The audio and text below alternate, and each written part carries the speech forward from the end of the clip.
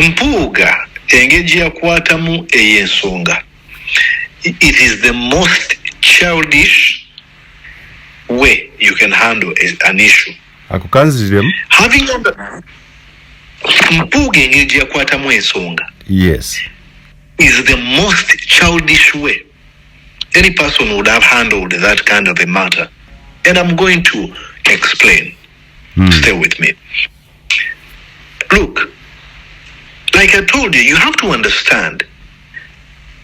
If there's a thing about Uganda chibako ebachita nguzi, abana bafiira kubawanga rwanguzi, abazadde bafa gabagenda okuzaala, oba abana bawe ne bafa gabagenda okuzaala rwanguzi, malwayo temuli ddagala rwanguzi, obwavu buwanisa amatanga rwanguzi, amasomero gagwamu rwanguzi, abasibe gye basiibwa walinganga bifulukwa nguzi, abasirikale tebalina wa kusula ne gye basula wafu nguzi.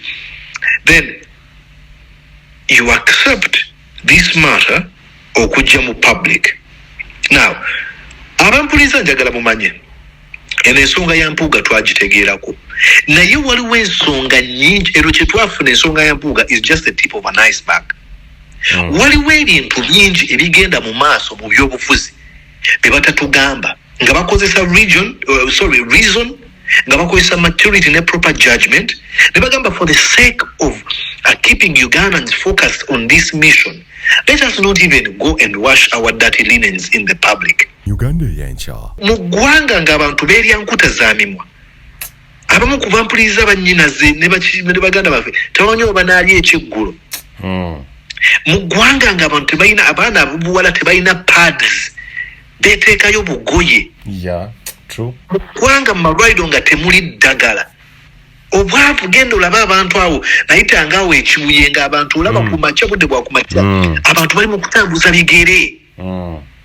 Olw'eraawo bagenda mu kibuga, talinamu nnusu 5 okutuuka mu kibuga. Naye n'otategeera nti genda ku CBS kale mugezaako okulaga nga bwe saakola nsobi mbagambe sente ezo nzirinza akasiimo kange ke bampa nga mmaze okuweza bwa leader of opposition omwaka gumu n'emyezi ng'ebiri nkalize ka bukadde 5. What are you even saying? Uganda yancha obuzibu bwe tulina Uganda obutuusiza wano ku transactional politics kwe kuba tulina abantu abatwala ebyobufuzi ng'omulimu, nti mbikyanga kubeera awo ng'omulimu. Kasita banonda kuba minister ne nesimba okuba MP nengendako mubwa minister nenvaawo ne nfuuka spokeswa kino mba mmaze, bagutwalanga mulimu.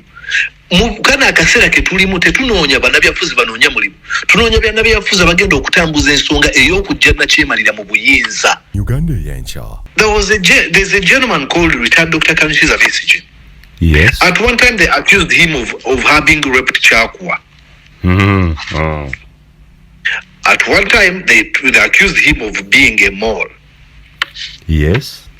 They accused him of being an old man. They accused him of all these things. But the more they accused him, the more people loved retired Dr. Kanukiza Besigye. Gye baakoma okumwogerangako ekibi, abantu gye basingiranga okwagala okumwagalira ddala. Nti waliwo kye bayita, waliwo effect mu psychology bagituuma bagijja mu Barbara Streisand, bagita Streisand effect. Negamba nti kyokoma okwagala okukweka ekintu ate abantu gye baagala okwagala okukimanya. Byokwoka bineeno kati era ngireesa okugeraageranya gyokoma okuvuma ono omuntu nti mubi, abantu batandika okugamba bw'aba muyaaya abeere. Uganda yancha. Please go start up your own party. Your superiority is not exhibited in front of Bobi Wine. Actually, Robert Greene atugamba mu kitabo kye bayita the 48 laws of power, laws of power. Yes. Etteeka erisooka namba emu ligamba never outshine your master. Yes. Bobi Wine is your master whether you want it or not. And if he's not your master, you are free to go start up your own party. Tusaga nti nze kusinga obukulu naye tusobola kutandikawo kibiina kyange. Please go start up your own party and show your experience, your expertise, your superiority ng'oli weka. Uganda y'enkya. Newaliwo kye bayita common sense. Abazungu bali mu kukigenda bakigezaako kukyusa ne bakiteeka mu kategori gye bayita emotional intelligence. Kiki kyenjogera nkyogera eri ani era nkyogera ntya. Watandise ogamba nti ng'oggulawo wano wagambye nti Baganda balina olugero lugamba nti ensibambi edibya mutere muwogo. Okay?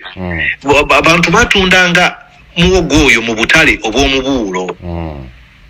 Nga muwogo oyo bamusiba mu ndagala. Naye nga bwasoboka nga bagala yakaze sijja mugula. Nga gwe alina muwogo oyo asobotose mu ndagala zino. Odiba naye nodde waka naye. Bagamba nti ensibambi edibya mutere osiba otya muwogo wo. Takudibaako mu katale k'omubuulo n'omuzzayo n'omweriira nga wabadde oyagala kufuna ssente ogula essukaali. Ebigambo bya Mathias Mpuuga bituufu. Akasiimo ako ne kandibadde katuufu. Tetunaba kutuuka nno kasiimo bakatuuba si katuufu. Naye katugambe nti kandibadde katuufu. Obyogera otya? Obyogera otya? Biki by'oyogera? Bani bw'oyogereramu? Okitegeera? Mukulu wange akaseera Yes, yasooka omalirize. Awo wenkudiramu wali ekibuuzo negamba nti engeri kyehandolingamu eno ensonga yali yakyana kito. Uganda y'enkya. Obwekitiibwa simulinaako buzibu omuntu waddembe okubeera ow'ekitiibwa. Naye kiteekeddwa okukola kwe kweggyako abo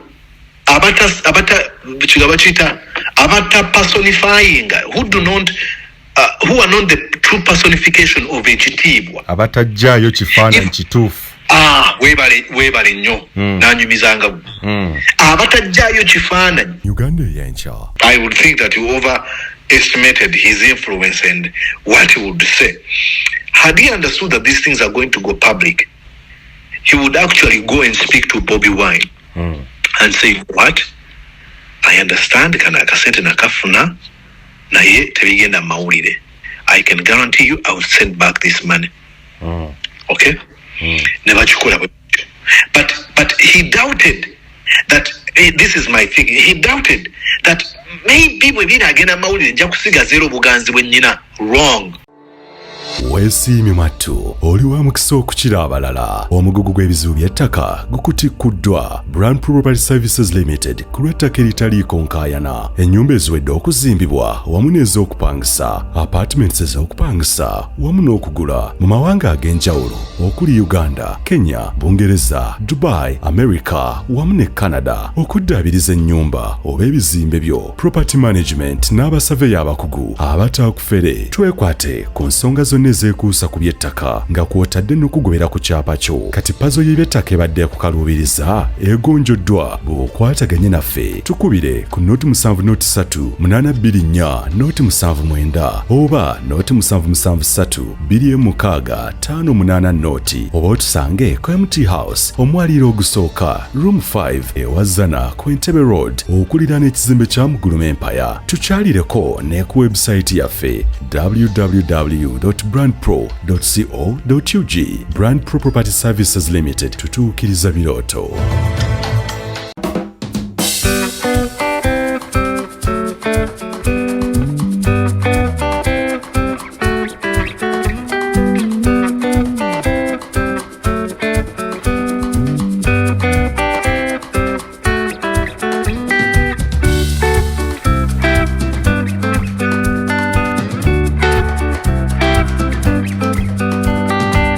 Nya bali ku mukutu ogwa Uganda y'enkya mbaaniriza nnyo amakya olw'eggulo akawungeezi ettuntu ly'olwaleero kisinziira wa ogoberera podcast ey'olwaleero. Mbeebaza okubeera nga mutugoberera okuyita ku mukutu guno gwa Uganda y'enkya. Era abali mu diaspora, of course, abali mu USA, abali UK, abali Canada, abali German, mugano wange Kakwenza Rukira Bashaija oli German.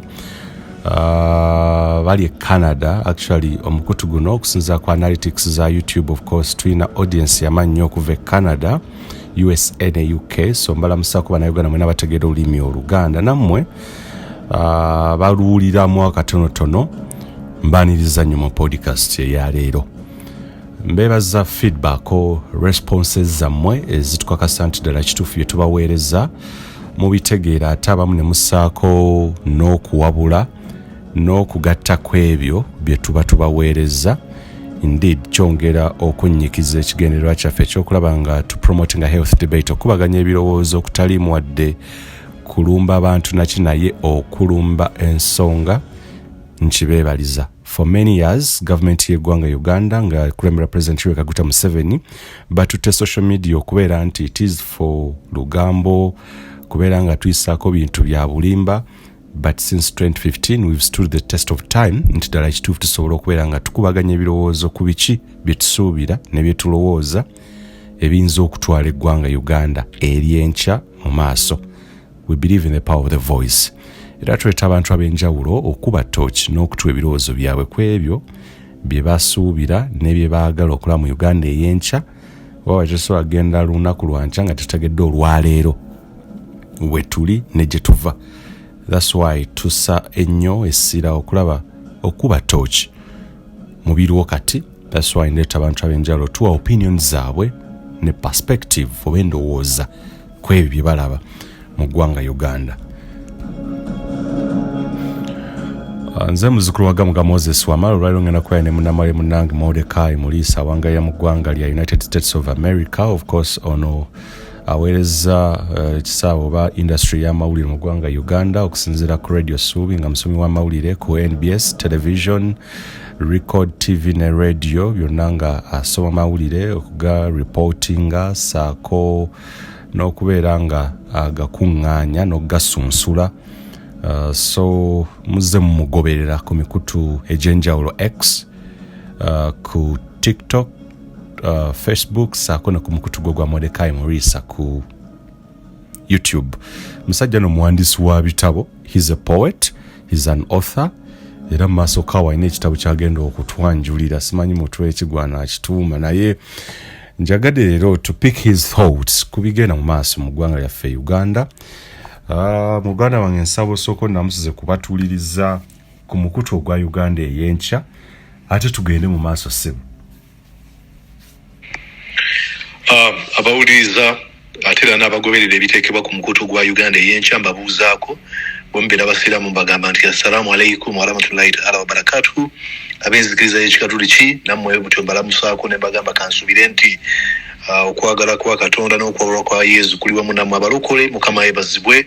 N'ab'enzikiriza endala zonna ab'obuwangwa abakkiriza mu Shinto, Confucianism, aba Buddhism, mwenna mbabuuzaako kubanga mmanyi nti kyenkana ebitundu 9 oba ebitundu 8 ku 10 eby'abantu balina we babironging. So mbabuuzaako mpulira essanyu buli lwenkyazibwa ku mukutu guno n'empaya mu ne munnamawulire munnange ate n'enkubaganya ebirowoozo. Nzikiriza nnyo maanyi ag'okubaganya ebirowoozo nti mu birowoozo bino bye tukubaganya ebiseera ebisinga mwe tujja ekisobola okutwongerako. Tetukubaganya ebirowoozo nti kubanga ffe abagezi naye ffe abafunye omukisa okubeera nga tusobola okwogera ng'oli tannagufuna kati katugukozesa okusikiriza abalala n'okuba ku bye tukyusa bwe tuba tuvuddewo abantu balitandikira awo. Bwe tusobezza tusaba mutusonyiwe, naye ndi musanyufu okuba nti ate banneegasseeko naawe nkwegasseeko okubeera nga tubayaamu. Weewaawo muganda wange njagala tugende buterevu mu nsonga y'olwaleero era abali ku mukutu abatugoberera olwayo twagala kuba tooki mu bigenda mu maaso mu bibiina by'obufuzi mu ggwanga Uganda. Mwaka gwali gwa 2005 twagenda mu kukyusa ssemateeka okulaba nga tukomyawo ebibiina by'obufuzi nga tugenda mu nkola ya multi party dispensation. Jjukira twali mu one party state oba nga kibiina kimu kya mugendo kye tuliko. Ne 2005 ssemateeka yakyusibwamu ne tujjawo ebisanja ne tukomyawo ate ebibiina by'obufuzi okubeera nga bizanya ebyobufuzi mu ggwanga Uganda, multi party politics. However ebigenda mu maaso olwaleero nga tusemberera n'okubeera nga tugenda mu kaluka 2026 byoleka nga wandibaawo obuzibu oba omuyaga obutaali bweteefuteefu nga tugenda mu nkole neya multi party dispensation ebiri mu kibiina kya Forum for Democratic Change, the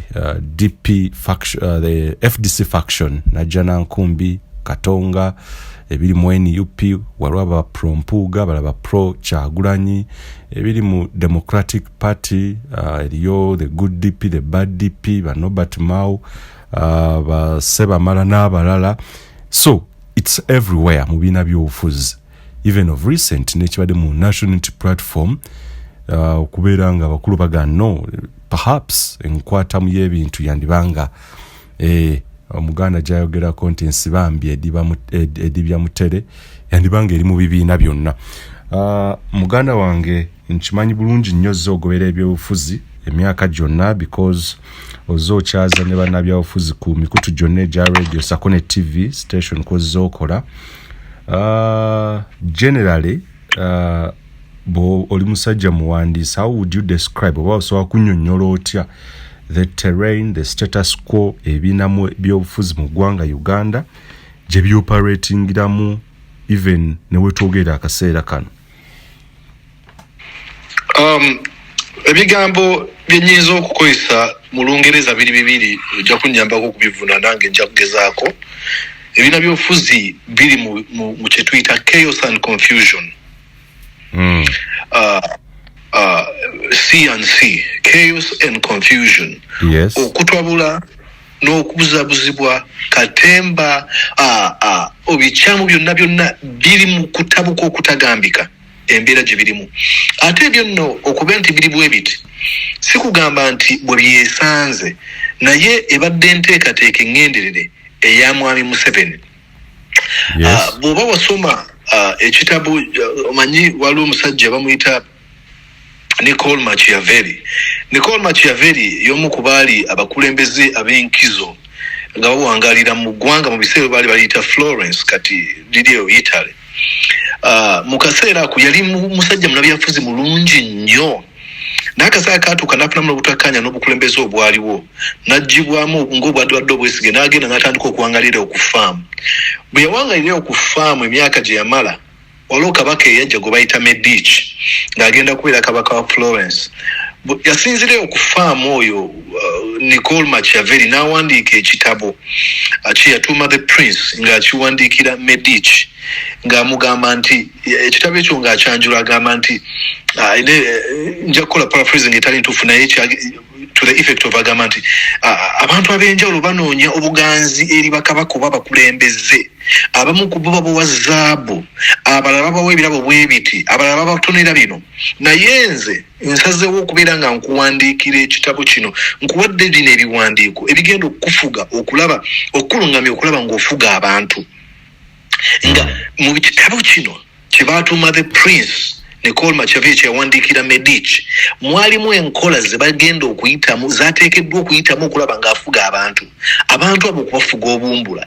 Akamu ku bukodyo bwe yateekamu kwe kuba nti oteekeddwa okubeera nga oleetera abantu obabuzaabuza oba confusinga babeeraawo nga bo bennyini bali mu kwerumaaluma. Gye bakoma okwerumaaluma n'omukulowooza mbu bakubaganya ebirowoozo okubeera nga bakyusa embeera kiba kiprolonginga oba kyongezaayo ebbanga lyo ly'oli mu buyinza. Kati essaawa zino Mwami Museveni olw'okuba nti amaze mu buyinza ebbanga lino ate ng'akyagala okubeera mu buyinza, akakodyo k'akoze asazeewo aleetere baneeno okubeera nga beerumaaluma. Akweseza akakodyo ak'ensimbi okulaba nga avumaganya akakkanya ebyobufuzi nti otuuke abantu okyawe n'okwetaba mu byobufuzi n'ensonga z'eggwanga lyo kubanga ngugamba bonna babbi. Kati obuzibu bwe butuuse bagudde mwaka akakodyo newankubadde olaba abatono abakyagamba nti ensonga eno gye tuliko se omusajja gwe oteekeddwa okuva mu buyinza oteekeddwa okukola ku kino ekizibu nekino ekizibu, naye abasinga bali mu kavuyo akatagambika. Yes.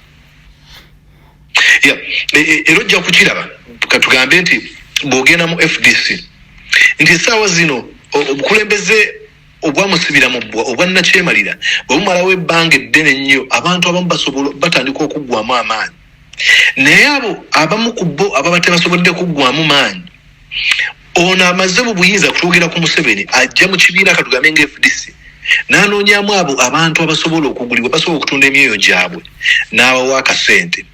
Akasente ako kabawadde kakyusa endowooza yaabwe right there awo wennyini ne batandika okukola ebintu nga mu luzungu bakira running in circles nga bali okwetolola mu saako tebalina gye balaga byebakola batandika kubeera nga babuzabuza abantu naye nga bwegambye nti gyebuva ne gyebulaga osobola okusirwaza abantu akaseera akamu tusasuzwaza abantu bonna mu ebbanga lyonna mubamu abantu abamu ku bo abakivaamu nga bwolaba Kizza Besigye agamba sijja kukivaamu ye n'akirengerera wala FDC bw'ogenda mu DP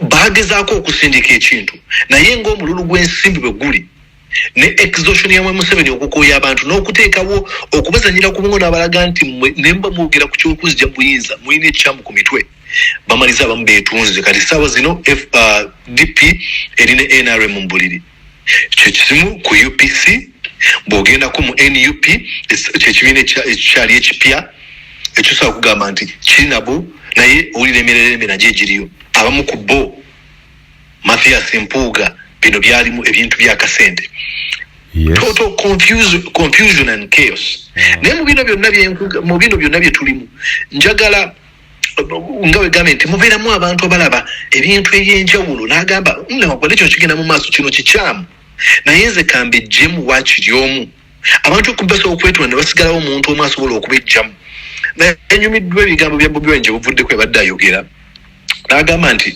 we are not a political party yadde kufiza NUP yes. We are not a political party tetuli kibiina kya byabufuzi we have a political party nakubye engalo n'endulu ennabadde nti oteekeddwa okukyusa abantu endowooza kati abantu bave mu kugamba nti nze nyina DP nze ndi wa DP sigivaamu olwo nabagamba nze ndi lifetime member wa DP that's nonsense ndi life member wa kino ekibiina toli kibiina ekyo oli nsonga ekibiina ekyo zezisindika singa ekibiina ekyo kitandika okuva ku mugendo osobola okukibamu n'osigala ng'osindika ensonga z'okukyusa eggwanga bwannamunigina era Bobi Wine agamba nti we are not a political party we have a political party nengamba preach brother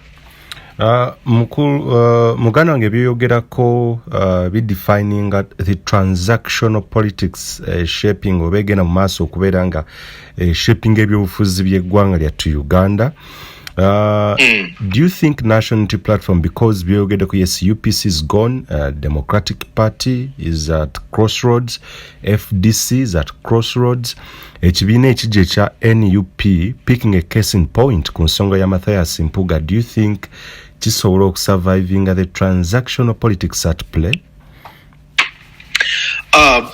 Answer gyenyiza okugamba nti yes and no, ye ate nedda era ngenda kugezaako okuginnyonnyola. Esobola singa abantu abamu bategera noble cause eyatandisa ekibiina ekyo abantu abo ne bagamba tetugenda kukkiriza muffe tukimanyi mulimu abayaaye ne tugenda kulwana okulaba nga tubapushinga ebweru abo abantu bateekeddwa okubeera nga bamanyi kubanga luno olutalo era mu ebyo biyinza okubeera nga biva mu bino byonna ojja kuwulira ebintu kubanga luno olutalo lwakulya abantu abamu bw'oba olwana gwe alwanyisa okulaba nga ekituufu kikolebwa bo bali abakola ekyamba bakola nga alwanyisa okulya kwabwe bagenda kukola ekyasinza okubeera ekibi bajja kuwa obutwa bajja kupangira olukwo okukutta bajja kukola ekintu kyonna kyonna kubanga bo baba balaba nti obajja omugaati mukamwa ekizibu kye tulina essaawa zino Bobi Wine nga president wa NUP ateekeddwa NUP oba yakusurvivinga ateekeddwa okwongera okuwulira message era mu speech eyo gye yayogera nagyogerako ku YouTube channel yange yagamba nti yali ayanjula abamu ku bamemba ba NUP abapya n'abagamba bannaye temujoyinize kibiina kino tekiringa kibiina kirala n'abagamba waneeno ensonga yaffe kulwanyisa nakyemalira tuli mu revolution eyo yalinganga reminder nti please do not be opportunistic politicians. Obuzibu tulina Uganda obutuusiza wano ku transactional politics kwe kuba tulina abantu abatwala ebyobufuzi ng'omulimu nti mbikyanga kubeerawo ng'omulimu kasita banonda kuba minister nenesimba okuba MP nengendako mubwa minister nenvaawo nenfuuka spokeswa kino mba mmaze bagutwalanga mulimu mu kana akaseera ke tulimu tetunoonya bannabyafuzi banoonya mulimu tunoonya bannabyafuzi abagenda okutambuza ensonga ey'okujja nakyemalira mu buyinza. Kati akaseera kano Bobi Wine ateekeddwa okwongera okubulira message bw'anabulira message eyo abantu abamu bagenda kumwabulira alina okubagamba nti this is not about having a political office This is not a thing of now I become an MP kanzireyo gye nasomera ndago musomesa gwe nasoma naye nti gwe yansomesa mulage nti wali olowooza siri mugezi kati zuno nfuuse kino. No. This is a noble cause. A noble cause. We have been under the dictatorship, a malevolent tyranny. Almost 40 years. We should have a special about if NUP is going to survive. Never n'abantu nga ekintu kye balubirira enfuuse ntya MOP waliwo omuntu yangamba nekwe mwana olina ebintu byogera ebyamagezi wali ogeddeko ne NUP bakuwa ekifo nengamba I don't need any position in any political party. Seetaaga kumpa kifo nze ebintu byenjogera kasabi banga goloza byongerako. Take that message. I don't need any position. Ebifo ebyo bibuzaabuza abantu ate eyo system yatuzimibwamu nga tukyali baana bato. Simanya gwe class monitor. Simanya gwe akulira abakuŋŋaanya enjeyo. Simanya kati gwe akulira abasomba kibooko z'omusomesa zagenda okukubisa abaana wamanyi wagitereka. What is that? Eyo system neekukuliramu weetaaga ekifo. And we see it mu Uganda with a number of abantu betulina mu mawulire. Olengera omuntu ng'ali ku mukutu gw'amawulire nga byayogera tabimanyi. Nonga okuba nti yayayana nnyo okubeera ng'afuna ekifo yeesanga nga alimu ekyo ekifo. N'amisinga ebintu bingi nnyo. NUP bwe baya kusurviving eteekeddwa okuteekawo abantu nga bamanyi system. Nti we are here, we have a political party but we are not this. We can actually lose a political party but what we cannot lose is the hold we have on what we want to achieve, a better country we want in the future. Simanyi oba nakkanya nange nti ekimu ekigenze mu maaso okutta ebibiina by'obufuzi inferiority versus superiority complex nti ojja kwesanga ebibiina ebimu they can't survive singa omuntu abadde superior avaawo. For instance kikyali in question or in contention retired Dr. Kano Kizza Besigye okuva mu Forum for Democratic Change yeetandikira olabye nga mu kaluka 2021 eragaya nnyo. Democratic Party the same. Now njagala nkutwale ku National Unity Platform kwa tugidiscuss because it is ekibiina ekiri promising ate tekinaweza na myaka 5 kinga kimaze okurebrandinga. However waliwo ebizze byogereza ebitingana ng'abakulu Mathias Mpuuga, Medal Lubega Sseggona n'abalala bava mu DP block abaasala eddiiro nga tugenda mu kalulu balaba nti Kyagulanyi ono yes bamutwalanga mwana muto n'abalala abalimu ebintu tebabitegeera. They feel they are superior and the others are inferior. Don't you think this will kino kigenda nakyo kunnyika ekibiina ky'NUP nga bwe tuzze tubira ku bibiina ebirala? Yes, it is very most likely, more especially nga bw'ogambye nti abantu abamu batunuulira naddala abo bannabyafuzi amazewo ebbanga batunulira Bobi Wine bagaa katono ki. But it is very funny kubanga abantu balina ekintu bali mu kugezaako deliberately okwerabira nti ozaala abaana bameka katugambe 2 omwana n'obateeka ku ssomero lyerimu omwana omu ng'obasomesezza mu masomero ge gamu balidde emmere yemu bakola ekintu kyekimu n'omwana omu n'aba ne favors ezisinga ku z'omulala. That science cannot explain, not even psychology. So they have to accept whether they want it or not. And whether you feel superior, please go start up your own party. Your superiority is not exhibited in front of Bobi Wine. Actually, Robert Greene atugamba mu kitabo kye bayita the 48 laws of power, laws of power. Yes. Eteeka erisooka namba emu ligamba never outshine your master. Yes. Bobi Wine is your master, whether you want it or not. And if he's not your master, you are free to go start up your own party. Tusaga nti nze kusinga obukulu naye tusobola kutandikawo kibiina kyange. Please go start up your own party and show your experience, your expertise, your superiority ng'oli wekka. But the moment you accept that Bobi Wine is the one that has influence, that has the favor, and that has the trust and confidence of so many Ugandans, then you must be willing to work with him. Now, when I say that, interpretation y'abantu bayinza okulowooza nti ngeza kugamba Bobi Wine is untouchable, tomugamba kutokola ki. Yes. You have to understand nti ekyokulabirako Barack Obama, okay?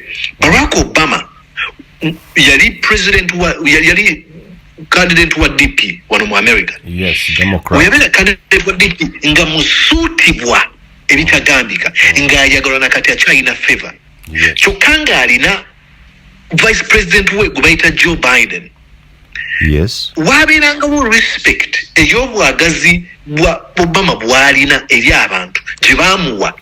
Nete kyategeeza nti bano banafu. Era as a result of that, now that we speak, Joe Biden is the president of the USA. But even when you see them on stage, waliwo enkolagana, waliwo bromance, waliwo okwagalana, ne respect eriwo. Eri Joe Biden omukadde, Joe Biden an experience nene nnyo okusinga ku Obama. Joe Biden afuuse ne president wa USA. But even if you see them, watch and respect Jawa Obama. It is recognizing a special thing that this person has that cannot be explained by science, neither psychology. What's your take on attacks ezigenda maaso from the pro Mpuuga side aba Bedwani kumukula Bedwanika even now bava Masaka, and what impact do they have kubeerawo kwa national unity platform tubira Bedwanika byayogera ne responses za Mathias Mpuuga okwanukula president we Kyagulanyi Ssentamu Robert n'ebirala? What effect do they have? Well, it has some sort of an effect. Just okula no gamanti. Believe it or not, Mpuuga has to a certain extent a little bit of trust from Buganda. Yes. Bwayogera ebigambo mbwala babikiza bwe bagamba ngo wala bagamba toyogera ku Mpuuga wa kitiibwa kya mwe Basabasajja wala bamwe bagenda okunyiika bagambe Bobi nkyakoze. But Buganda is a block. Mu demographics za Uganda, Buganda is a block. Bobi Wine is seeking to be president for Uganda. So he might not be happy with a few members of Buganda as a bloc, but the vast majority. I can guarantee you, let Mpuuga drive to Masaka and let Bobi Wine drive through Masaka, and let us see who is going to have people enthusiastic, people excited and chanting the name. And actually, let Bobi Wine do that in Nyendo Mukungwe. And let Mpuuga do the same. That is where you know that, by the way, class indala muko obuzibu obusinga okubeerawo bantu butamanya. It is very important. Omusajja yimba n'agamba nti musajja yali Kenny Rogers yawandiika oluyimba baluyita Gambler. Lwaddibwamu busy signal. Naye mulimba olwo ebigambo ebinyumira ebifuuse okwandibadde ng'okulungamizibwa kw'obulamu bwange agamba nti you gotta know bali ku lyato nga kiro bali mu kutambulako omuvubuka ono n'alaba omusajja yali atunudde mu ddirisa n'ayagala okunyumyamuko ne n'amugamba bona mpa kawisiko nja kukubuulira. N'amuwa kawisiki batandika okunyumya n'amugamba son, I've made a life out of reading people's faces. Nkoze obulamu bwange nga njija mu kusoma faces z'abantu n'okuzitegeera naye amugamba nti bonna bw'ogenda okuzannya omuzannyo gw'amatatu, you gotta learn to play right, oteekeddwa okumanya butya bw'oguzannya. Namuga you gotta know when to fold them, manya butya bw'ozinga amatatu. Know when you hold them, ogakwata otya. Know when to walk away, ova wuddi. Know when to run, odduka ddi. You never count your money while seated at the table. Tubaliranga sente ng'okyali ku mmeeza. There will be time enough for you to count that money. Chamugamba. You can understand, you can have all the experience, you can have all the expertise, you can have all these things you have, but you've got to know that now it is not my time. Akaseera kano kuzanya ddayi. Nti kale nnina ebisala bina. Naye ne bakutenda nti goyina ebisala bina ate nga kweri ebina oyinamu nezi abiri tugaga nkusaze tonnamanya oli ayina mmeka ayinza okuba ayinamu emu bbiri otegedde kyayageza gato tomala gazanya ddayi nkusaze nze nyina ebisala bina. No, you gotta know when to hold them. Nti kale tukuteeze ye gwe Mpuuga oli wa kitiibwa. But you've got to know. Mpuuga has become a laughing stock. You go on his call, you know, a very look, and when I say this, I love him. I have tremendous respect and admiration for this man. Yes. But he's lost this. You go on his comment sections, post say, "Abantu bali mukumusekera uli agenda nayogera munimi kuvuta damu kwogera munimi yagenda ku Twitter na postinga munimi mwendo ba yes munyankole kigabu." What's the cunning of this man? Literally chiche wajja mwecho kubanze naloozo bo musajja alaga nti president watotegera Luganda like I don't literally che wajjam. No. He was driving into a sea of confusion.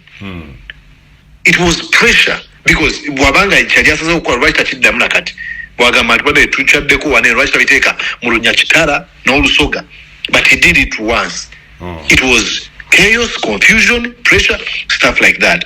But banabantu bebakola bombuze ekibuzo nti bina impact. They don't. Tebina effect yonna, tebina negative effect yonna. No, they don't have any effect. Let me tell you, when Bobby Wine had just come on scene, you and I were in Uganda. Yes. And this is what people said. But before I even get to Bobby Wine, let me take you back. Let's have a mental flight a few years back. There's a gentleman called retired Dr. Kanishiza Besigye. Yes. At one time, they accused him of having raped Chakwa. At one time, they accused him of being a mole. Yes. They accused him of being an old man. They accused him of all these things. But the more they accused him, the more people loved retired Dr. Kanishiza Besigye. Jebakuma okumwogeranga kekibi abantu basingiranga okwagala okumwagalira ddala. Nti waliwo kyebayita waliwo effect mu psychology bagituuma bagijja mu Barbara Streisand bagita Streisand effect egamba nti kyokoma okwagala okukweka ekintu ate abantu gye baagala okwagala okukimanya byokwoka bineeno kati era ngireesa okugeraageranya gyokoma okuvuma ono omuntu nti mubi abantu batandika okugamba bw'aba muyaaya abeere kubanga baba bagamba nti okay. What people see, they be like, okay, now you're becoming a judge. What you're trying to say that you're so holy and that you are, your thoughts are immaculate. Toina buzibu nabo okoze katikali katugende ku muyayi. Tebigenda kula kati mate kuwa nti best babyogera. Ne batuuka ne basirika bennyini. And then it came. Ne batandika kinnyini n'okugweddago. At one time I had Tamale Mirundi. Uyu Museveni ya musindika akolera Museveni and the following week ngali ku radio n'agamba batundoza right kyaziza olukungano lwaba president abali waneno n'agamba abagizi ba Besigye yatumya abagizi be bakube motoka ayagala wajja akatabo atule mu ntebe ebintu binnyini tebikwatagana akolera Museveni ate asinisa abagizi bakube motoka nti basobole okuleeta akacyankalanya afuna obuyinza. What do you say? What are you even talking about? It is the same thing here with Abedi Bwanika. He can sing, he can stand and shout those words at the top of the mountain. But I can tell you, they are not going to change, not even an inch. Because abantu kati okukomyawo waneno balaga ebifaananyi bya Bobi Wine nga anywa enjaga. Ne balaga ebifaananyi bya Bobi Wine nga ali awo ng'oba nkakola videos ez'ekisiru ne baleeta ennyimba za Bobi Wine ng'ayogera ebigambo eby'obuwemu oliwa ebintu ebityo ne baleeta ebigambo ne baleeta buli kimu gwe ky'omanya ekyandibadde kiteeka Bobi Wine gye baakoma okukola ekyo abantu gye baakoma okugamba tetuvaawo tetuvaawo abantu gye baakoma okumwagala. Now tosobola kubeera nti olumba Bobi Wine nga gwe akulembedde okulumba Bobi Wine kuyita Abedi Bwanika nga gwomu kubayimirira mu kooti n'obujulizi nti akalulu akalondeddwa kano kabadde ka mazima na bwenkanya ng'okeetabyemu nga babbye omu ku opponent wa Museveni Kizza Besigye mbugwe Abedi Bwanika gwe abayogera gwe abamanyi omuyayi n'atali muyayi. These people take Uganda for a ride. Awenjagala okuleetera kwene ensonga waliwo abakkiriza era simanyi obokkanya nabo ne baga nti ekyakolebwa DP block okusala ejjemu NUP nga tugenda mu kaluli maybe it was a mistake, a huge one olw'ensonga twali tumaze okulaba ebikolwa bya Bedi Bwanika. It's no news actually. Omusajja yayimirira mu court naga no akalute kabibwa what and what. Even Dr. Kizza Besigye even today wonders nti omusajja ya la koti nemuswaza but NUP welcoming and nemu ticket what and what. Even Matthias Mpuuga, for those who know, who have followed politics, batega kugamba, don't you think these mistakes zali solo kubeera avoided obutatuuka neno? No, now one thing you have to know, politics politics is a game of numbers. And you need as many numbers as you can get. And in politics, there's no permanent enemy. There's not even a permanent friend. Don't be surprised tomorrow if you see Mpuuga and Bobi Wine hugging and saying the best things about each other. Absolutely. Because that's the way politics works. So, these people have understood, had recognized the influence of Bobi Wine. But them being very calculative, they said, you know what? We don't create a one guy. And Bobi Wine, being a young party, being a party that needs to win trust from some very important demographics, like those folks who look at Mpuuga as a Catholic man and they say, omukatoliki wange waba agenza onange ngenda kulonda. So abakuletedde block y'abakatoliki. Ababuganda bali bannaffe tugenda awo. So Bobi Wine had to accept everyone. And Bobi Wine was yali yakajjo yesimu mulundi ogusooka ali ne mu kibiina ekibyofuzi ekijja. So it was a matter of numbers bajje tulabe ekyokukola. It is the same thing with Donald Trump wano mu America. Bwesoko kwesimba abantu baga katumuwe tapyalle mbyabufuzi kateta tajja kola bwati inajja n'abeerawo bwati kati essaawa zino abantu bamanye nti is a danger. Essaawa zino bamweraliikirira nti kati wali mukana akaseera Bobi Wine amanyi buli omu gwakolagana naye amanyi ono wabulabe ono si wabulabe ono ali ku mulamwa ontaguliiko era saa kubagoba from the word gonaga and these people nabo benyini okugenda mu NUP nabo simanenya. It was the best thing they had to do. Because had it not been NUP, I can guarantee you a few of them wouldn't even be in parliament as we speak. Yakutaka ku nsonga ya Matthias Mpuuga generally, he's a highly respected OHT or person mu Buganda.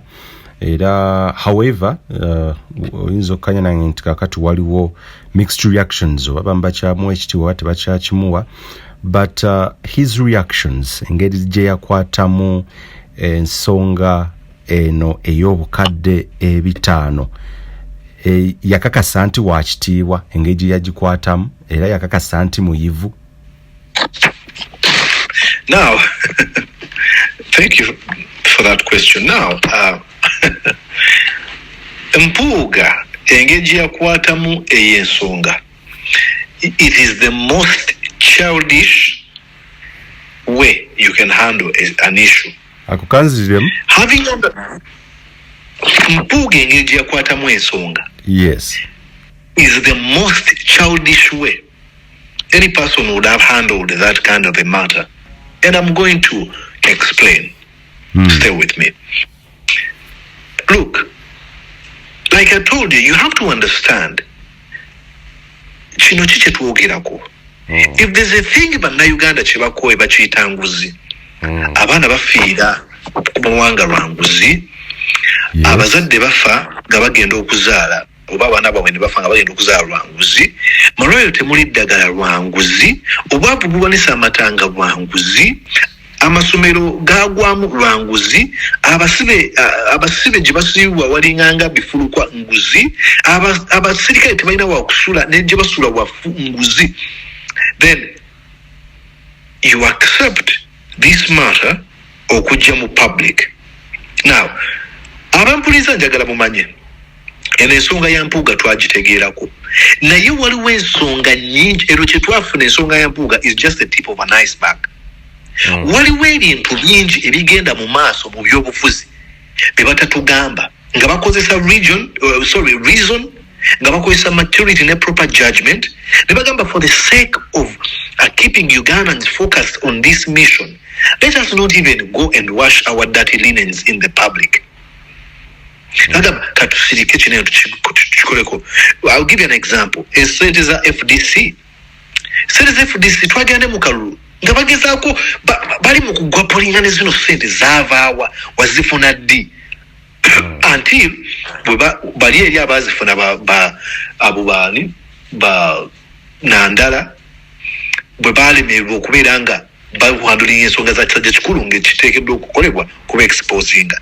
Now, if Mpuuga had understood, I would think that he overestimated his influence and what he would say.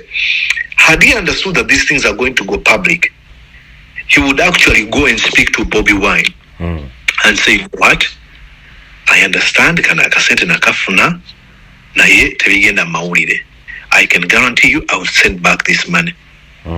Okay? Never chukula. But he doubted that, this is my thing, he doubted that maybe we been again mawulire nja kusiga zero buganzi bwennyina. Wrong. That was a miscalculation.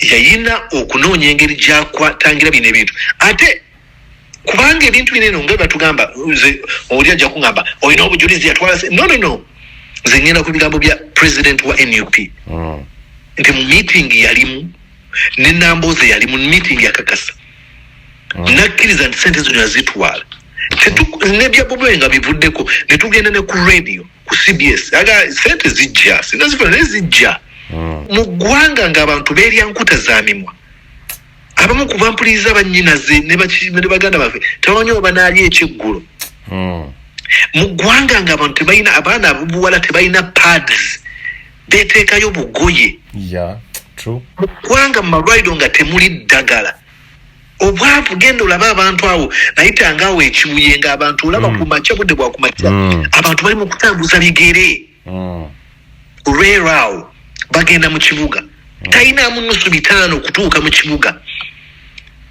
naye n'otategeera nti genda ku CBS kale mugezaako okulaga nga bwe saakola nsobi mbagambe sente ezo nzirinza akasiimo kange ke bampa nga mmaze okuweereza bwa leader of opposition omwaka gumu n'emyezi ng'ebiri nkalize ka bukadde 5.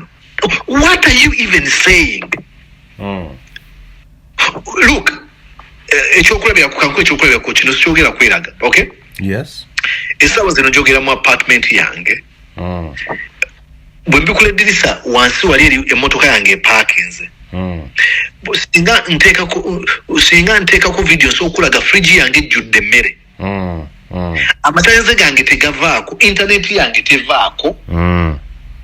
Siina kyenjula mu kana akaseera. Kiba kya bwewusanze.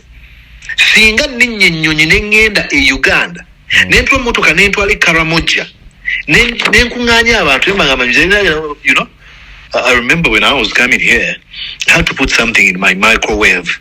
I mean, what am I even saying? Microwave tebagimanyi na kugimanya. Ngireetera ki mu mboozi? What do I say? To whom do I say it? And how do I say it? CBS abasinga okugiwuliriza abantu abo n'abaana bawe bali waka bagenda okima amazzi bakuwe sente bakuwe ennusu 2 genda osombe scrap abawuliza CBS abamu bajuliza ku mizindalo nga bagamba genda vaana eno genda Kasaso noonyeza amanda tuganyigenyige amanda agamakadde bagateeke mu karedio bawulirize muzeeyi awulize nga agamba nti alo ye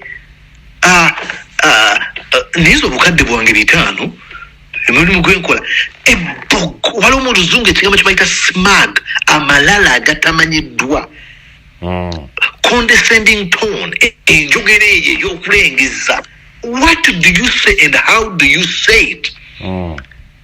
Ebintu byennyina obulamu bwempangaliramu olwaleero kiba kibi nnyo okugenda nga wegamba esibyogedde kweraga kiba kibi nnyo okugenda nentandika okwogera obulamu bwebumu obwo nga njogera mu bantu b'e Katanga. Abantu b'e Katanga bajja kulaba nti nduula ekituufu kiri nti obulamu buno bwendimu bwebu nti ye nti obulamu bulungi nti ye nti omuntu omulala yandyagadde okubeera bwati ate buno bwenjogeddeko buli basic wala abagagga abasinga wala nenjogera ndi mu kwegeraganya n'abanaku abasembayo nti omuntu yandyagadde okubeera bwati nti ye nti bwenjogera ku bulamu bwempangaliramu nga ndi mu bantu abanaku musango si musango newalo kye bayita common sense. Abazungu bali mu kukigenda bakigezako kukyusa ne bakiteeka mu katuge kye bayita emotional intelligence. Kiki kyenjogera nkyogera eryani era nkyogera ntya watandise ogamba nti ng'oggulawo wano wagambye nti baganda balina olugero lugamba nti enzibambi eddibya mutere muwogo. Okay? Abantu batundanga muwogo oyo mu butale obw'omubuulo nga muwogo oyo bamusiba mu ndagala naye nga bwasoboka nga bagala yakaze sijja mugula nga gwe alina muwogo oyo asobotose mu ndagala zino odiba naye nodde ewaka naye bwebagamba nti ensibambi edibya mutere osiba otya muwogo wo takudibaako mu katale k'omubuulo n'omuzzayo n'omweriira nga wabadde oyagala kufuna ssente ogula essukaali. Ebigambo bya Mathias Mpuuga bituufu akasiima ako ne kandibadde katuufu tetunaba kutuuka nno kasimu bakatuuba si katuufu naye katugambe nti kandibadde katuufu. Obyogera otya biki by'oyogera bani bw'oyogereramu okitegeera mukulu wange akaseera yes yasooka omalirize awo wenkudiramu wali ekibuuzo negamba nti engeri kyehandolingamu eno ensonga yali yakyana kito. Ke kaseera mu byobufuzi by'eggwanga Uganda ne we tuli embeera nga bweri y'ebyobufuzi ke kaseera okweggyako ab'ebitiibwa n'abantu betuwanya ekitiibwa bano abayivu abasiba amatayi bakola batya akaseera ke kano lwa examples zetulabye ne bingi byetulabiddeko. Nedda owekitiibwa simulinaako buzibu omuntu waddembe okubeera ow'ekitiibwa naye kiteekeddwa okukola kwe kweggyako abo abata personifying who are not the true personification of ekitiibwa abatajjaayo kifaananyi kituufu. Weebale nnyo nanyumizanga abatajjaayo kifaananyi sirina buzibu kobe mumpeera ddala abantu ekitiibwa.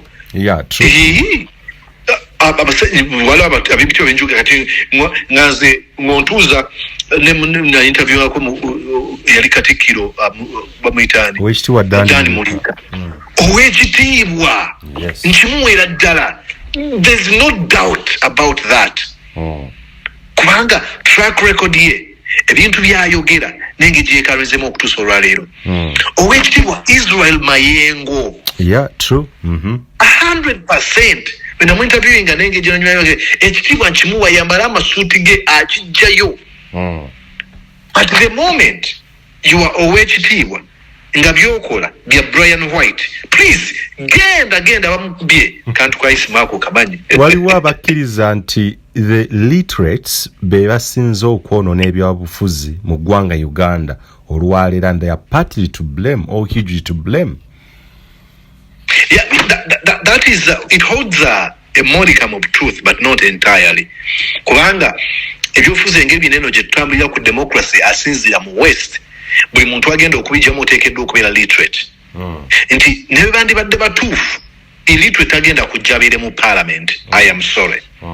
Kati we have to squeeze through these illiterate people and tell them that, you know what, this is what literate people do, this is what we expect from you. Kubanga betulina, there's never going to come a time, not even I don't think, in the near future where but now kati tetukyetaaga buyigirize kujja mu parliament oba kufuuka minister. That's not going to happen soon.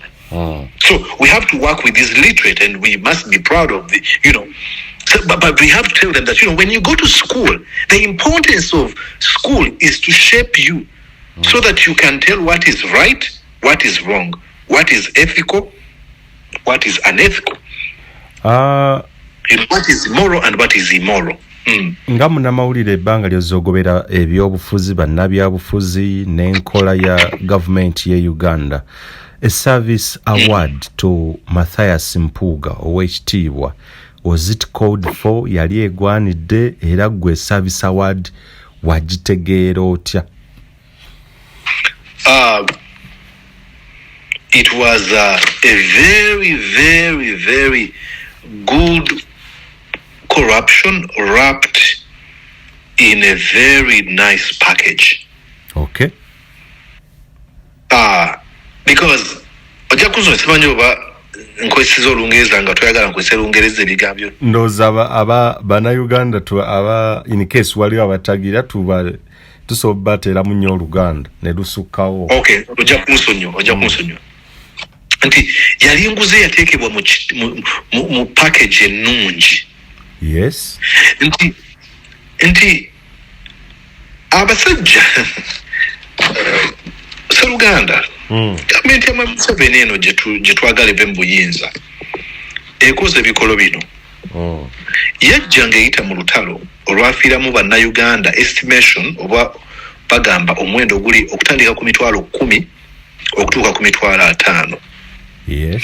Olwo interview ya Milton Obote bamu interviewinga ku BBC ndoza 1985. Ayogera ku ekibinja ky'aba Museveni abo kye baali bakola. Kuwamba ta bikola bintu ebyo. Naye bajja mu buyinza banayogeraga kale katubawo obwesige. Ebintu ebikoleddwa abantu bano mulimu okuwamba, okutulugunya, okutta bannansi. Enguzi okuwanika amatanga, okubba, omuntu okuzza omusango nga takwatibwako impunity. Eyo gavumenti gye tuli mugezaako okulwana. Tesobola okubeera gavumenti y'emu n'ekuwa akasiimo oba kaaki. Era ekyo okiraba nga kiri evident. Service award eno manyi abantu abawagizi ba Mpuuga abo abamu balowooza nti Mpuuga namusinkanako omulundi gumu. Yes. Nali Masaka ankolera NBS mu kalulu ne mu interviewinga. Naye ne muganda wange Farish Magembe. Sirina mpalana yonna ku muntu ey'obuntu nti ono muwalana. Naye tosobola kugamba nti ekitongole ekibiina ekitaba bannamateeka Uganda Law Society abaaliko abakulira oludda oluvuganya mu parliament bannayuganda basinga obungi ti bonna bagezaako kugamba nti abakuwalana. Uganda Law Society yagamba eyo nguzi. Ne tugende wa Ogenga Latigo n'agamba eyo nguzi. Betty Awolo Okyali n'agamba nguzi saagifuna. Winnie Kiza tibannanga eyo nguzi. Abaffe bano bonna beekubaana beekubira basomega n'omanyi kati Mpuuga tumuwalane. It doesn't make any sense. Tusagamba nti abantu bonna baso ne beekubira amasimu baga tukuwalane. Yes. Mpuuga kyayina okukola ekiri honorable. Omanyi, I am sorry. Zino sente bazimpa bayinza okuba bazimpa mu kasimu naye ngezaako okuzizaayo. Nsazeewo nzizeeyo. Ne bwesa naga atagenda kukola ekyo bannayuganda ebanyiigira. Tosobola kuba nti gwe mugezi era gwe mutuufu wekka nti abalala bonna bamuwalana. That was wrong ku musajja oyo okukikola. So service award has never been a service award. It was corruption wrapped in a very nice package. who are the losers and the winners mu kintu kino ekya service award okusingira who are the winners and losers? Now this is going to be some sort of ironical, complete irony. The losers are the recipients, like Mpuga. He lost trust and confidence of Ugandans. And the winners are Ugandans who got to know a tip of an iceberg of the thievery that goes through our arms of government.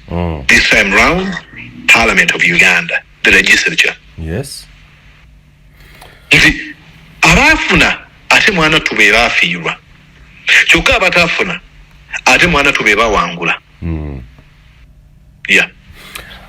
Right Honorable Anita Among gye buvuddeko yavayo naga nti abakola noise abagamba nti simanyi bakuba torch mu Parliament, let them talk, let them make their noise. Even of recent yagamba Honorable Theodore Sechkubo namuga you can speak your nonsense. Ebyo yabyogerera biri byensosoko yabyogera Bulange Mengo ngagamba nti abagamba boogere na biki, they can speak whatever nonsense they want. This is a speaker of Parliament.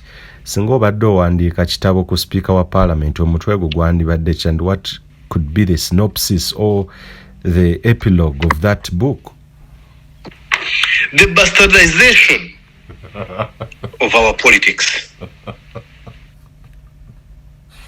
Gwe mutwe omukulu. Nti Museveni yekyasazeewo. Omanyima waina akantu kayogera agamba nti Museveni akukwata n'akuvuganga wheelbarrow. Toyina gy'olaga wheelbarrow gwa bagiragira. Kyeraga. Nti Museveni kyeyakola ye yagatulina banaga okay. Bana abantu banjagala ko kuli muntu wanjagala bya ddala. Nti kati banjagala ku ssente nti okay. Banjagala ku ssente. Let me choose the worst amongst them to lead them. And because people want money, with all the education, the exposure, the knowledge that you have, which PhD holder wani, nkuwadde nabanja ye Prime Minister. Now, whether you want it or not, nata nyo kula abantu wano nga basekera full figure. Presidential advisor, presidential advisor yakula. Byakula ddala. Museveni byayagalira ddala. Era byamutu alya. Nti era byamulondera okukola. Ebyo yamulondera mu bimugamba. Kati ono leka nawe toyina kyoli. Musobola okuba mu meeting oba mu lukungaana oba mu event yonna. Museveni na yaga okuba nyuma n'agamba my advisor simanyi oba advisor naye nkuwa kyakusinga abadde naga full figure come to me kubalaga kale saa zino yakutulira Parliament yo n'agamba okay Anita Among. But the other thing era kinuma element gyetwagenda gyeswa kwerabira ye society yaffe Museveni gyazimbye. Anita Among bw'ayogera eri ba Ssekikubo n'agamba speak your nonsense biki ekinuma si kugamba nti talina kye bayita self-awareness okumanya okwemanya tugamba nti naye nze ndi speaker of Parliament nina kwogera ki ekyo tekinuma. Ekinuma si kuba nti tamanyi kye bayita decorum tweyisa tutya mu Parliament ekyo tekinuma kimusuubiramu. Ekinuma si kugamba nti she's incompetent tasobola mulimu gwamulonsa ekyo tekinuma. Ekisinga okunnuma kwe kutya Museveni kwatadde mu bannayuganda. Ekyo ojja kuba ku mukolo ogumu wajja omusajja ali myaka gya Janet agambire maama so gino nga asinga ne Janet emyaka. Ojja kulaba abasajja bali myaka gya Museveni. Now it is time for Muzeyi to speak. Ono kyaliwo. Tosobola kuwulira nga Barack Obama ayita Biden amusinga experience no. Biden asinga Obama experience amusinga n'emyaka. Nisobola kuwulira nti Obama ng'ayita Biden Sir Mr. Sir. Era jagamba, I want to tell you guys, now when I was with Biden, linnya lye tamunyoma ne Biden akimanyi nti ono omuntu amwagala. Yes. Naye ffe okutya okutulimu. Tali ogamba abantu nze abajja mu hello sir. Leah, please, my name is Mordecai. Mumpita Mulisa tekitegeeza nti ekitiibwa kimpeddeko bakyo amagezi gombalamu gampeddeko. No. Call me Mordecai. Call me Mulisa. It doesn't matter. Naye society Museveni agizimbye nti gy'okoma okuntya gye nkoma okuwa favors. So kati n'ababaka abamu, they are afraid to stand against that lady because they think that by respecting her in the very docile, subservient, sycophant way is the more you get closer to being appointed by Museveni. By extension, yandabye munamutidde she might recommend me nange banonde kuba minister. Let me tell you a mali chinche tuina chinuma naye we are bereft tetuina bakulembeze. Yes. Tetuina bakulembeze. Tusigazaamu batono. Mu parliament eyo olwandyogedde ekyo ekigambo I was speaking your nonsense. Temuli namba y'ababaka esobola kuyimira n'egamba ku lw'ebigambo sipiika bye yayogedde eyo sijja tetugenda kubeeramu okumanya ennaku 10 paka lwatwetondera officially. Kwa manyi banakikola ajagamba let them go kati bafiirwe emirimu. Munauganda mufiirwa kasente. Muganda wange nga tumaliriza, do you think Bannayuganda baamala obudde mu 2021 they wasted their precious time practicing or exercising their right naye ate gye biggweredde nga they wasted their time? It's not actually wasting time. It's not wasting time. There's never wasting time. Biri mugumu. Enteekateeka zonna eziraga ez'okulonda ziyamba abantu okuzuukuka okutegeera biki ebigenda mu maaso mu ggwanga lyabwe. Nti ne bw'obasibira munda omanyi Marcus Garvey agamba nti osobola you can imprison the bodies of men. Yes. You can shackle the legs or the hands of men, but you can never shackle or imprison the minds of men. Nti state of fear yaliwo mu 2021 ate yongera kuzuukusa abantu no gwanga ife tulimu tindako presidential candidate gwe bakubiye bati. Yes. Okay. Really? Kati awo tebaali wasting a time. Era ojja kulaba omulundi ogwo Bannayuganda omanyi sente ezaava emitalo b'amayanja nga basindika Uganda eri Bobi Wine. Sente mpitirivu. Okwo kwali kuzuukuka. Kubanga eyo si nkola yaffe mu Uganda. Ffe enkola yaffe mu Uganda Museveni gy'ataddewo munnabyafuzi yakwata sente n'awa abantu. Eyo system bakyusa. Nso okukwata sente zange nenziweereza political candidate. Wale bakola mu America genda esaazi zino bali mu kuvuganya Trump ne Biden. Ne basindika please sindikira akasente ku namba sente zino ze neetaaga. Ekiro kya leero munamateeka waba conservative George Conaway raisinze almost ndoze emitwalo 9 ejja $. Bokuba balina limit ya sente zosekeddwa okuba political candidate. Naye emitwalo 9 ejja $. Giwadde Biden. Gw'omulonzi gwateekeddwa okuwa oli omuntu kubanga gy'okoma omugulira amafuta gy'okoma okumuwagira bw'atuukayo ategeera ki ekyamwesa ensimbi ezo.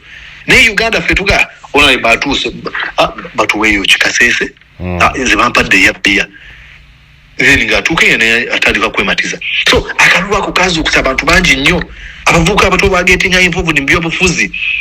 I mean n'omuntu agamba ba wasting time gwe leader of opposition Joel Ssenyonyi ze yasooka okumukyaza nga bwakamulonda kuba president kuba spokesperson bwa People Power ize show yange yasooka okumukyaza People's Agenda on Record Television era ne juzi nayogeddeko naye najjukira bulungi. Ebyo bye binnyumira nti akalulu ka 2021 Kamala which baita politics as usual or as normal. Now we have a Joel Sonyon who is the leader of opposition. We have the Nyekos of this world. And we have the rest of other folks who are there. It wasn't a waste of time. It was another mark to a journey where we're headed, freedom and liberation. Ekidirira ekisembayo, is it high time Robert Kyagulanyi Ssentamu mu ne NUP yonna okweggyako abakulu bano aba DP block, because ebituli bingi they have been tested and tried emyaka gino esatu oba ekisanja kino ke kaseera okukola bold step abakulu abo abejjeko okugogola ekibiina. Well, that's not a cut and dry. It shouldn't be a cut and dry. Kubanga DP block erimu abantu aboyina bangi. And now we are talking about the indiscipline of one guy called Mpuuga. I want to understand. Abalala bakoze sagala kunenya balala by extension. Mpuuga bwakola kino noona abakikoze.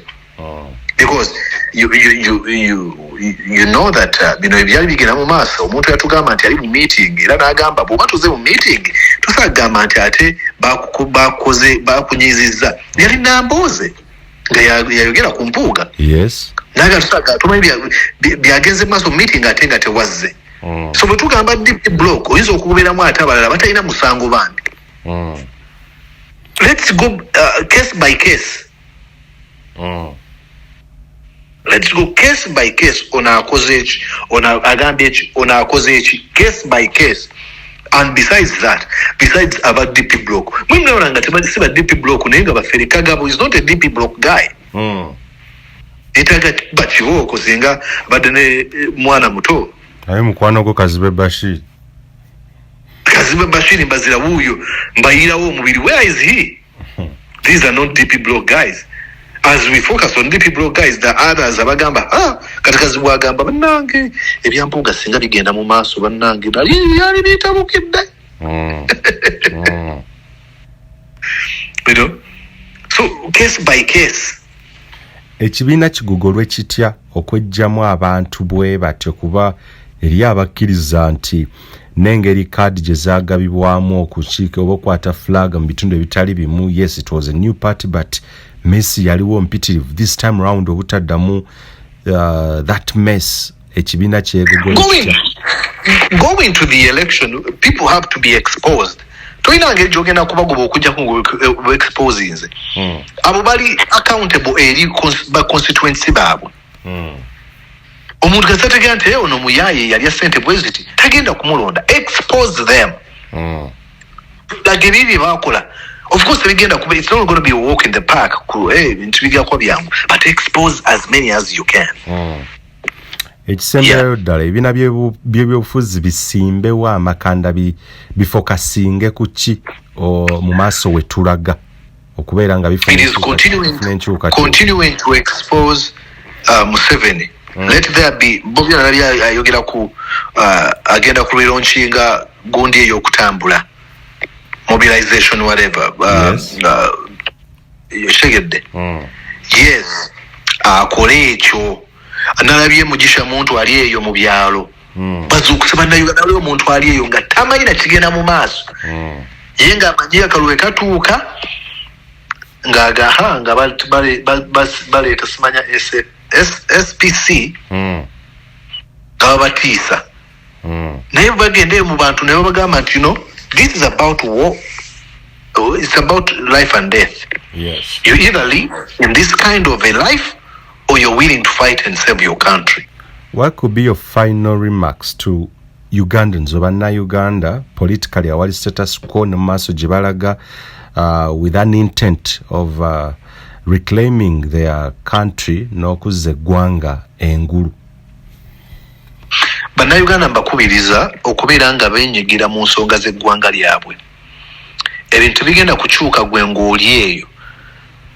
Ebintu bino oteekeddwa okubyenyigiramu noonya ekibiina ky'ebyobufuzi kiwenyigiramu. Totwala kadde kuvuma Bobi Wine, totwala kadde kuvuma Besigye.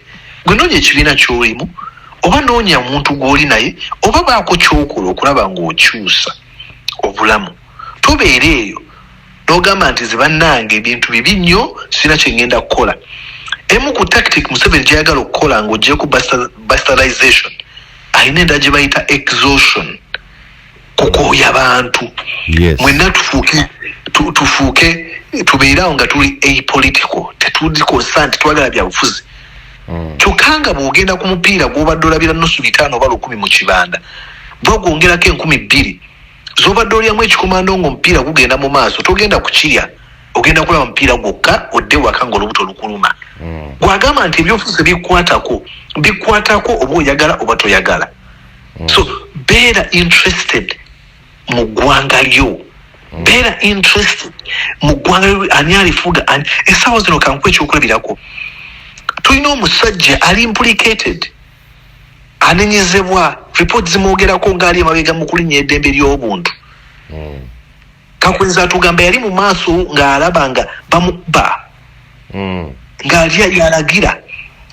omusajja oyo yabadde akampeiningira mu nkofiira y'amagye g'eggwanga ne mu byambalo by'amagye ayagala kubeera okukumenya ssemateeka ono kyokka bakugamba yateekeddwa okubeera pulezidenti wo bwe naawe oli ogamba tebinkwatako abikoze bino tannafuuka mukulembeze wa ggwanga bw'anaatuukayo ate gwe oyinza okuba nga njoga omuntu agamba kati yagala tukole kinaawe buli muntu agenda kwesimbawo naye nyina abantu simanyi muwendo gw'abantu abampandiikira balaba vidiyo zange ku social media ku Facebook oba ku Twitter oba ku YouTube ne bajja nga mwana olina ekintu kyobambuulira nakyusizaamu olina ekintu kyokola okimanyi kino kyanzibula amaaso era nakoze bwe nti okwogera is a potent tool kwogera kyakulwanyisa kyamaanyi nnyo mugisha muntu we nali mu interview nga yagamba nti singa okwogera tekwali na maanyi singa bannabyabufuzi tebasirisa abantu boogera yogera bw'oba olinamu akasente weereza ku kibiina kyo weereza munnabyabufuzi oyo gw'olaba gwasobola okwesimbawo byenyigiremu gwali eyo kubiriza ebimeeza eyo ku kyalo kuŋŋaanyaamu mikwano gyo mubeerenga 6 mutuule mutandika okubaganya ebirowoozo tomanyi kigenda kubeera ki mumbanga eyo ekifo ekyo omukubaganyiza ebirowoozo kijja kutumibwa erinnya lyo nga gwe watandika ekyo ekintu gamba banne tusinkane nga bwe 6 tufunenga eddakiika zaffe 45 b'essaawa emu tukubaganye ebirowoozo ani ateekeddwa bino byonna byenjogera tebigenda kubeera byangu naye tewali kintu kirungi kiva mu kukola byangu buli kintu ekirungi kiva mu kukola kintu kizibu so get actively involved in the politics of your country. All right, yes. Subscribing ku YouTube ya Mordecai Morisa. Wadi tosobola kukyerabira ekyo genda sawa abantu lunaku mbakubiriza ne tukutumira bagamba webale nnyo Sseruganda.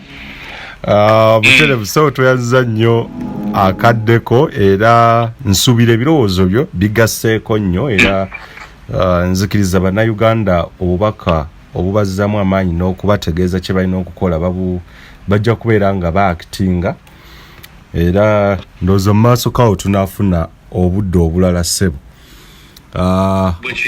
Alright, ye muganda waffe Mordecai Mulisa jagenda buterevu nnyo ku mikutu gye gyonna ogwa YouTube Mordecai Mulisa eba double I, yes. Yes, amuyinza olya Mulisa n'okola L. So Mordecai Mulisa naye okubanguyiza noza mu description ojja kubeera ng'osangayo link eyo buterevu nnyo.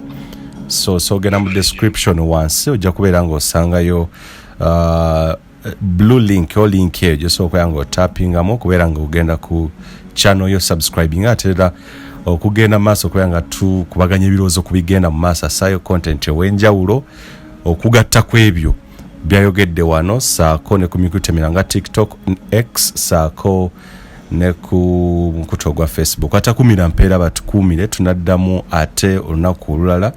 Ayi Katonda kuuma amaaso moogi.